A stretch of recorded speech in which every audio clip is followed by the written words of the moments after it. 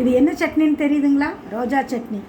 நாங்களாம் சின்ன பிள்ளையாக இருக்கும்போது இந்த ரோஜா சட்னியை இட்லி தோசையும் வச்சு சாப்பிடுவோம். இதை வச்சு சாப்பிட்டீங்கன்னு வைங்களேன், சும்மா 2 இட்லி சாப்பிட்ற இடத்துல 5 இட்லி சாப்பிடுவாங்க. இது எப்படி செய்கிறதுனா, ஒரு சின்ன 10 வெங்காயம் எடுத்துக்கோங்க, ஒரு 5 வெள்ளைப்பூண்டு எடுத்துக்கோங்க, ஒரே ஒரு வரமிளகாய் எடுத்துக்கோங்க, அதுக்கு அளவான உப்பை போட்டுருங்க. உப்பையும் மிளகாயும் முதல்ல மிக்சியில் நல்லா அரைச்சிருங்க. அதுக்கப்புறமா வெங்காயம் பூண்டை போட்டு மிக்சியில் அடிங்க. அதுக்கப்புறம் நல்ல பழுத்த தக்காளியாக இருந்தால் அந்த ஒன்றையும் போட்டு அரைச்சிருங்க. அவ்வளோதான், இந்த சட்னி ரெடி.